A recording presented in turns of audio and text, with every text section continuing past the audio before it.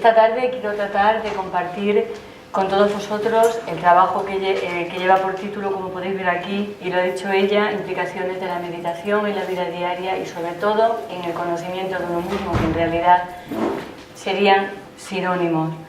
Este trabajo ha sido fruto, o por lo menos he pretendido que lo sea, de mi experiencia y de la reflexión que me han inspirado algunas obras de autores, como podéis ver ahí, Krishnamurti, Blavatsky, Ramana Maharshi, Dipama, Abhyasanti, Dhiravansa, sobre todo Krishnamurti.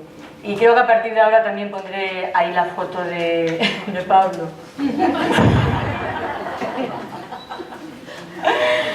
Bueno, creo que la mayoría de los que estamos aquí presentes hemos incorporado en nuestras vidas esto que llevamos 2 días hablando aquí, la meditación.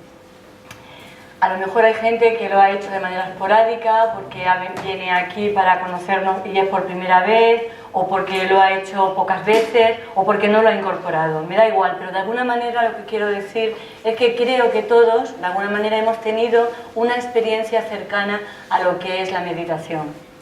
Entonces, quiero partir de una serie de cuestionamientos que nos hagamos a nosotros mismos, que no importa que no se haya trabajado mucho la meditación o que no se haya incorporado en la vida diaria, pero creo que estos cuestionamientos van surgiendo a lo largo del trabajo que iniciamos en un momento determinado. Cuestiones como: ¿en qué momento de nuestras vidas hemos incorporado la meditación? Y sobre todo, ¿por qué hemos tomado esa decisión? ¿Lo hemos reflexionado seriamente? Puede ser que hayamos llegado a la meditación por curiosidad, porque queremos saber de qué va la meditación, está de moda, se habla mucho de ello. Puede ser que hayamos llegado a la meditación porque nuestros hermanos de rama practican la meditación y nosotros también queremos saber qué es eso de la meditación.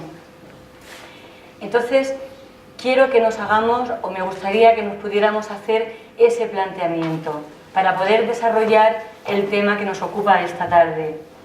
Es verdad que cada uno puede utilizar una técnica, como estamos diciendo a lo largo de estos días, puede usar un tiempo determinado, no importa. El hecho de hacerte este planteamiento es porque muchas veces, después de llevado un tiempo trabajando en la meditación, resulta que nos encontramos un día diciéndonos: porque es que no encuentro nada, no saco nada de la meditación. Yo me lo he replanteado a mí misma y lo he oído decir. Y cuando aparece ese planteamiento, esa valoración hacia uno mismo de qué está pasando ahí, es cuando estas cuestiones pueden aparecer. Hay una historia muy conocida, que yo creo que la mayoría la podéis haber escuchado, leído, en la que un monje le va a pedir a un maestro zen, por supuesto, que le ayude a alcanzar la iluminación. Entonces llega el monje y le dice: maestro, ¿me puedes ayudar a alcanzar la iluminación? Y el maestro le ve y ve que no está preparado. Y le dice: mira, vete, no estás preparado, cuando estés preparado vuelves y me lo vuelves a decir. Vuelve otra vez, así unas cuantas de veces, ¿no? Hasta que llega un momento en que el maestro ya se cansa de que vaya a decirles tantas veces que le ayude para alcanzar la iluminación, y le coge la cabeza al monje y se la mete debajo de agua y se la tiene ahí un tiempo determinado, ¿no? Cuando ya ve que ya no puede más, le saca la cabeza, ¿no? Y le pregunta: cuando te tenía la cabeza debajo de agua, ¿qué era lo que más necesitabas? Y dice el monje: respirar. Dice: pues vete, y cuando necesites alcanzar la iluminación tanto como respirar, ven que yo te voy a ayudar. Cuento esta historia porque creo que ilustra un poco el punto de partida de cuando uno se toma o necesita utilizar el medio de la meditación. ¿Por qué meditamos? ¿Nos lo hemos planteado por qué meditamos? ¿Ha surgido en nosotros como una necesidad, como ha ocurrido en la historia que acabo de contar? ¿O simplemente es el fruto del coqueteo con las diferentes técnicas que llegan de Oriente? Con este cuestionamiento no pretendo juzgar ninguna postura, sino que nos hagamos planteamientos realmente serios. Este planteamiento es importante porque en función de la respuesta que obtengamos, va a haber una serie de implicaciones en nuestra vida diaria y en nuestro autoconocimiento, o simplemente podemos ver, podemos observar que la relación que hemos establecido con la meditación es una relación totalmente teórica, es una relación totalmente a nivel de pensamientos. Ya sabemos que las sombras en el mito de la caverna es el mundo de los conceptos y que estamos encadenados a ellas a través de nuestros apegos y que observamos y nos relacionamos en el mundo a través de nuestra mente. Cada vez que interpretamos, cada vez que ponemos delante los pensamientos, como decía esta mañana Pablo, entre nosotros y el árbol, estamos interpretando, no hay una relación directa. Entonces, es importante hacerse ese planteamiento para saber realmente por qué hemos iniciado el proceso de la meditación. Voy a coger la vía de la necesidad.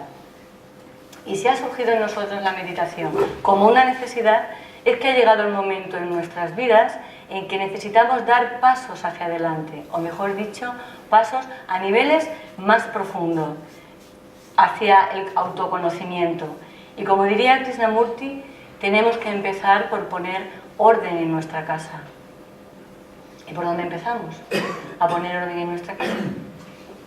Pues yo creo que observándola, observando qué hay en esa casa, si la casa está vacía, si tiene muchos muebles, si tiene muchos objetos de recuerdo que solamente sirven para trasladarnos al pasado o para limpiar el polvo. Y con este proceso de ver cómo está nuestra casa, empieza nuestro proceso de investigación. Y como dice Krishnamurti, en el acto de la investigación, cuando no hay juicio, cuando no hay valoración, cuando no hay comparación, este proceso de investigación sería un proceso meditativo. Hay un autor que dice que a pesar de que nos hacemos cuestiones realmente serias e importantes, estas cuestiones las seguimos haciéndolas hacia afuera, seguimos mirando hacia afuera. Todos hemos escuchado el consejo de mira en tu interior, pero sin embargo hay planteamientos, cuestiones que nos empujan hacia afuera. Por ejemplo, nos planteamos qué o quién es Dios, qué o quién es Brahma, para Brahma, Isvara, me da igual. ¿Qué sentido tiene la vida? ¿Qué hago yo aquí? Son preguntas importantes. Yo creo que todos en algún momento determinado nos las hemos hecho, incluso han servido de plataforma de lanzamiento para iniciarnos en este proceso, en este camino. Sin embargo, hay una pregunta que todavía va más allá, relacionada con lo que realmente somos. Como diría Ramana Maharshi en su autoindagación meditativa, o también llamado Vichara, la pregunta esencial que nos conecta con lo más íntimo es ¿quién soy yo? Entonces debemos observar todo este tipo de respuestas que vamos obteniendo en este proceso de investigación. El descubrimiento de qué y quiénes somos es lo que más nos acerca al despertar espiritual, al despertar de este estado de sueño, de trance, de identificación con el ego. Podemos seguir leyendo discursos espirituales, discursos filosóficos, religiosos sobre quién somos, por qué estamos aquí, qué es la meditación, pero podemos correr el riesgo de quedarnos simplemente en aumentar nuestro contenido de pensamientos, de quedarnos en las creencias, de quedarnos en las ideas. Y sabemos que eso lo único que nos hace es crearnos la ilusión de que estamos trabajando en ello. Y lo que estamos haciendo es dar vueltas circulares en una plataforma horizontal y retrasando el comienzo. Es como cuando decimos, bueno, pues en este caso ahora que estamos en la escuela de verano, cuando llegue a casa me pongo régimen y me quito todos los kilos que he cogido en la escuela de verano. Pero cuando llegue a casa, el lunes, ¿cuántas veces hemos dicho a lo largo de nuestro proceso? El lunes dejo de fumar, o el lunes empiezo la dieta, o el lunes empiezo a trabajar la meditación. Con lunes. Ahí ya ha entrado, y eso habla muy bien de este tema Krishnamurti, ha entrado el pensamiento y el tiempo. Volvemos a relacionarnos con eso a través de nuestra mente, pero no de lo que es real. Y aquí aparece eso que ya hemos hablado en más de una ocasión en los ambientes teosóficos, es la brecha entre la teoría y la práctica. Y esta brecha es debido a que partimos de posiciones irreales. Es decir, no partimos de donde estamos, sino de donde creemos que estamos o donde pensamos que deberíamos estar. Entonces, esto es importante observarlo y replanteárselo. Como diría Abjasanti, uno de los autores, nuestras vidas son una especie de laboratorio espiritual donde ponemos a prueba en el fuego de nuestra propia experiencia las enseñanzas con las que nos vamos encontrando. Poner en orden nuestra casa significa, como decíamos, empezar a mirar hacia adentro. Tenemos contenidos teosóficos que nos ayudan a este tipo de investigación. Todos hemos hablado, hemos estudiado, hemos dado charlas sobre la Constitución septenaria. Podemos empezar por ahí. Podemos empezar por observar en nosotros todo aquello que estamos hablando, que le contamos a los demás y que transmitimos a través de HPB o de Taini o de los diferentes autores teosóficos. Y a través de la observación atenta, a través de esa cualidad que hay en la mente, que es la mera atención, podemos empezar a investigar. Esta cualidad es una cualidad que no implica juicio, que no implica comparación, que no implica evaluación, que observa y acepta lo que está viendo. Y empezamos a observar nuestro cuerpo físico. Empezamos a ver cómo está constituido, en el sentido de las inteligencias, los elementales que en él están, aquellos sistemas dentro de nuestro cuerpo que no necesitan de nuestra voluntad para funcionar, como es la respiración, como es la circulación.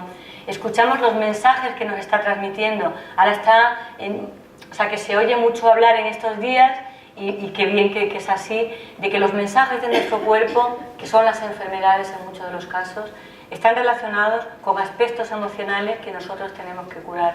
Y cuando el cuerpo ya no puede soportarlo más, lo emite como un mensaje. Podemos observar nuestras sensaciones, sensaciones de atracción, sensaciones de apego, sensaciones neutras. Podemos observar nuestras emociones. ¿Hemos observado si realmente lo que sentimos es nuestro? Porque a lo mejor lo que sentimos viene condicionado por la educación que nos han dado nuestros padres o nuestros colegios. Yo creo que todo el mundo hemos tenido a lo largo de nuestra vida, salvo los más pequeños que hay aquí, alguna crisis. Y esto hablo en nombre de mi experiencia, y en una de ellas me di cuenta de que lo que yo tenía que hacer con respecto a una persona cercana y querida era algo que a mí me habían dicho que tenía que hacer. Y cuando me di cuenta de eso, pues me quedé como diciendo, es que no sé qué siento por esa persona. Y fue algo así como que muy crudo, pero era real. ¿Por qué no? ¿Por qué me voy a cerrar los ojos? ¿Por qué voy a decir, no sé qué, lo que tengo que hacer es quererlo? Tengo que saber realmente si yo quiero. Nos hemos dado cuenta de nuestras emociones, de si las expresamos, si somos capaces de decir a nuestros hijos, a nuestros padres que los queremos, si sabemos pedir perdón de las emociones que no son tan positivas. ¿Somos conscientes de ello? Somos conscientes de esas emociones y sentimientos que se apegan a los objetos, a las personas, a las ideas, a las creencias, y es lo que se llama codicia. O esas emociones de rechazo hacia las personas, de nuevo hacia las cosas y hacia las ideas, que es el odio. Yo con el odio también tuve un descubrimiento para mí muy importante, porque yo pensaba que el odio era un rechazo total hacia alguien. Y cuando empecé a investigar me di cuenta que en el odio hay una gran gama. Entonces, el hecho de estar enfadado, el hecho de tener ira, el hecho de rechazar una opinión, una idea, eso era una graduación que entraba dentro del rechazo, del odio. Podemos observar nuestros pensamientos, cuáles son los pensamientos que predominan a lo largo de un día, que predominan a lo largo de una semana, que predominan a lo largo de nuestra vida, porque hay pensamientos que se repiten continuamente. ¿Lo hemos observado? Observar cómo, cuando hablamos de kama manas, lo que estamos hablando es de cómo esas emociones y sentimientos se enganchan a un pensamiento para poderse llevar a cabo. Observar también manas, los aspectos, sobre todo la mente concreta, que es la que más usamos, ¿no? A partir de ahora ya empezamos a conocer aspectos superiores de la mente. Y todo este proceso, todo este darse cuenta, todo este observar, no solamente en una sentada, sino a lo largo de todas nuestras relaciones con las personas, es lo que Krishnamurti llama meditación.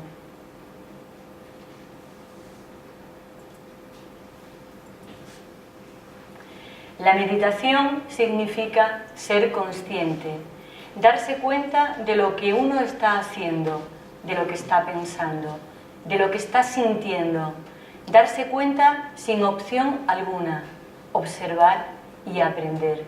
Meditar significa ser consciente del propio condicionamiento, cómo ha sido condicionado por la sociedad en la que vive, en la que se ha educado, por la propaganda religiosa. Ser consciente sin elección alguna, sin distorsión, sin desear ser diferente. De ese darse cuenta surge la atención, la capacidad de estar completamente atento. Entonces hay libertad para ver las cosas como realmente son.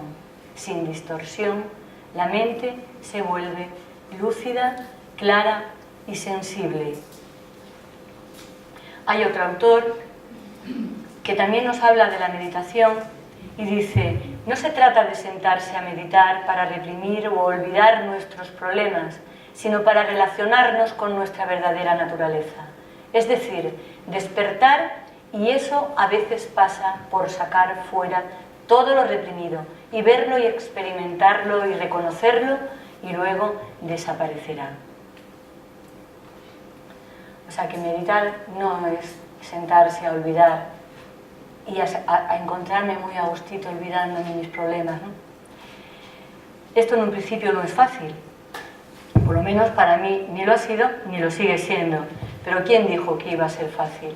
Esto me recuerda a Pepito Grillo cuando en el cuento de Pinocho el hada azul quiere, con la varita mágica, le quiere hacer la conciencia de Pinocho, que es de madera, y dice: ¿me dolerá?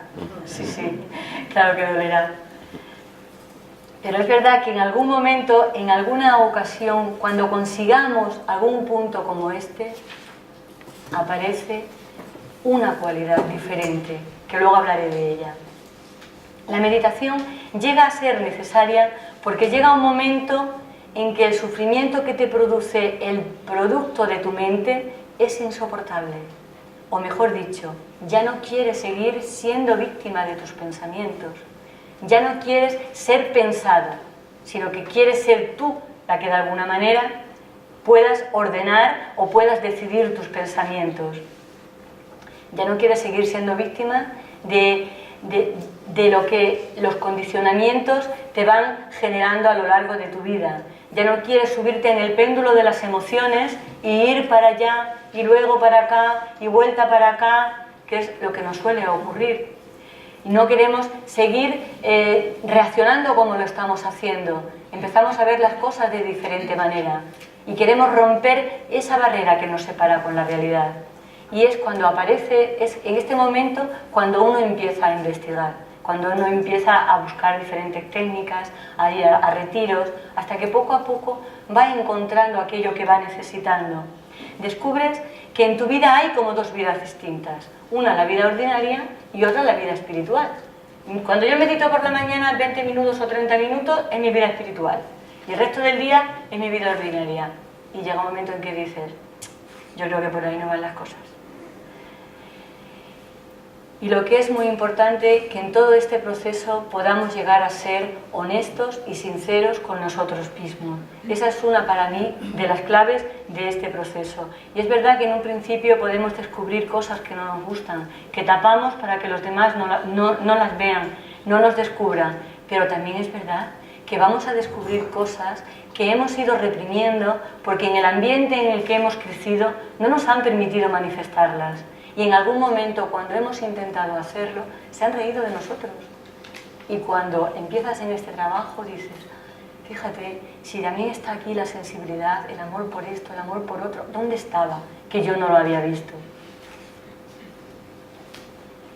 En este observar nos damos cuenta que nos acercamos a la vida de acuerdo a nuestra conciencia condicionada. observamos que gran parte de nuestro comportamiento es una reacción de lo antiguo frente a lo nuevo, la antigua conciencia condicionada frente al momento nuevo.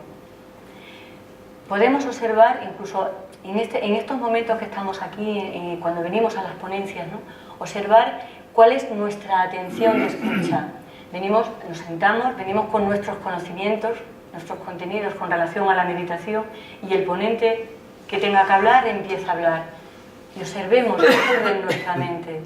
Si a lo mejor nos gusta lo que está diciendo, nos adherimos a él y nos enganchamos, nos apegamos. Qué bien habla, como nos gusta y tal. Si lo que dice es algo con lo cual que nosotros no pensamos, que no estamos de acuerdo, lo que hacemos es rechazar. O a lo mejor ninguna de las dos cosas. Pero es algo que podemos experimentar cuando estamos aquí escuchando las charlas. También, por supuesto, cuando estamos hablando entre nosotros. Lo hemos hablado muchas veces en los ambientes teosóficos, que muchas veces no escuchamos, que estamos esperando a que termine la otra persona para hablar. Saber cuál es nuestra actitud meditativa a la hora de escuchar. Hasta que no despejemos nuestro condicionamiento de la conciencia, no seremos libres para ser realmente conscientes, y de eso se trata en meditación. Otra de las autoras que me han inspirado mucho, que me han hecho mucho reflexionar, es Dipa Ma, una maestra hindú. Cuando la leí por primera vez, estas cuestiones que pongo en la diapositiva es como que me enfrentaron, ¿no? Porque tanto hablar de conciencia, y de pronto me encuentro estas preguntas. ¿Cuán atento estás en tu vida? ¿Lo estás haciendo realmente o solo crees que lo haces? Es una buena idea vivir con conciencia, pero ¿vivimos realmente así? Este año, por razones de trabajo, he tenido que estar en los tribunales de oposición de magisterio, y ahí descubrí también otra cosa. Cuando pasaban las chicas, ¿no?, que se examinaban para optar a la plaza, todas hablaban de un principio de la metodología a la hora de enseñar a los alumnos. Los maestros que hay aquí, que hay muchos, lo conocerán. Es el principio de aprendizaje. Y todos lo hablaban porque todos tenían que hablar de la metodología para trabajar. Ese principio de aprendizaje es el principio que se basa en que para que el niño aprenda con mayor facilidad tenemos que partir de los conocimientos previos que el niño tiene. A partir de esos conocimientos previos que el niño tiene, nosotros le damos los nuevos para que su mente haga las acomodaciones adecuadas y se acople. Esto se le llama el aprendizaje significativo. Me di cuenta que nosotros también aprendemos así, pero ese aprendizaje es lo que sería el aprendizaje ordinario. Si vamos a una conferencia ahora de mayores de un tema que no sabemos y nos preguntan, decimos, es que no me he enterado, porque como no tenía ni idea de qué iba el tema, pues no se han hecho las acomodaciones. Ese tipo de aprendizaje ahora no nos sirve. Ese tipo de aprendizaje es el que decía Blavatsky, que forma los surcos mentales. Ahora tenemos que construir nuevos surcos, que llegado el momento, supongo que también tendremos que deshacer para crear surcos nuevos. Este tipo de aprendizaje es el que nos impide tener mente de principiante, el que nos impide tener una mente amplia, una mente libre para poder observar y para poder encontrarnos y afrontar lo nuevo de manera nueva. Ese aprendizaje nos servía para lo conocido, pero es que ahora no sabemos dónde vamos, yo por lo menos no lo sé. Entonces eso no nos sirve. La meditación en la vida diaria es como una sentada. Así como cuando meditamos dejamos pasar las sensaciones, las emociones, nuestros pensamientos, no nos enganchamos. Cuando nos relacionamos con las personas, yo creo que debería de ser igual. Tengo una conversación con una persona y tanto si ha sido agradable como si no lo ha sido, una vez terminada, debemos de dejarla pasar. Es una forma de hablar, ¿no?, el dejarla pasar, para no engancharnos, para no empezar a llenar la mochila, porque es lo que suele ocurrir. Y llegados a este punto, descubres que la meditación no se limita a sentarse media hora en un cojín en un espacio de tu casa que tú has elegido para tal fin. sino que consideramos el universo entero como un lugar destinado a la práctica. Y concluyendo, hablar de la meditación, hablar de las implicaciones de la meditación en la vida diaria y en el conocimiento de uno mismo, es hablar de uno mismo. Yo no lo separaría, es hablar de la vida misma. Y termino con una frase de Krishnamurti. La meditación es un movimiento que abarca todo lo que es nuestro vivir. Gracias.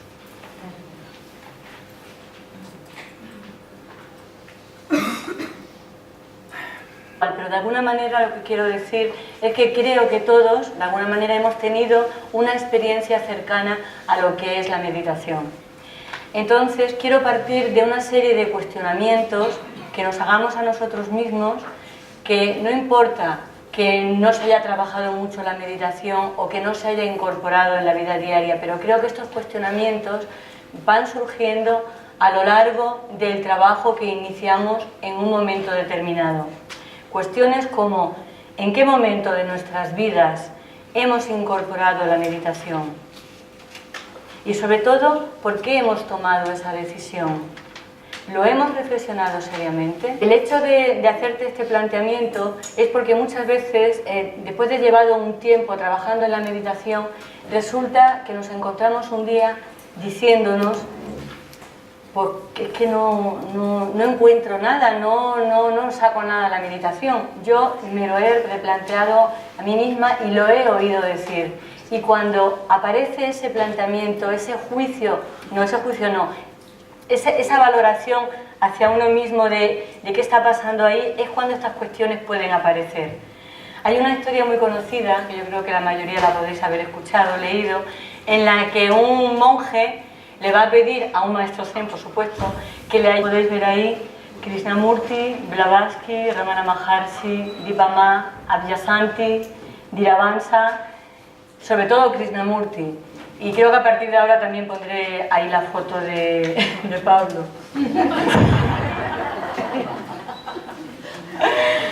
Bueno, creo que la mayoría de los que estamos aquí presentes hemos incorporado en nuestras vidas esto que llevamos 2 días hablando aquí, la meditación.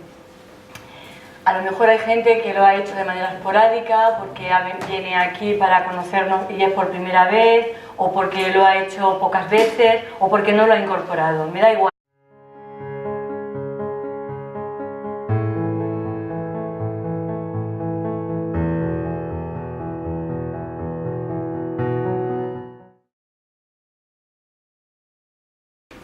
Esta tarde quiero tratar de compartir con todos vosotros el trabajo que lleva por título, como podéis ver aquí, y lo ha dicho ella, implicaciones de la meditación en la vida diaria y sobre todo en el conocimiento de uno mismo, que en realidad serían sinónimos. Este trabajo ha sido fruto, o por lo menos he pretendido que lo sea, de mi experiencia y de la reflexión que me han inspirado algunas obras de autores como... Puede ser que hayamos llegado a la meditación por curiosidad, porque queremos saber de qué va la meditación, está de moda, se habla mucho de ello. Puede ser que hayamos llegado a la meditación porque nuestros hermanos de Rama practican la meditación y nosotros también queremos saber qué es eso de la meditación. Entonces, quiero que nos hagamos, o me gustaría que nos pudiéramos hacer ese planteamiento para poder desarrollar el tema que nos ocupa esta tarde. Es verdad que cada uno puede utilizar una técnica, como estamos diciendo a lo largo de estos días, puede usar un tiempo determinado, no importa.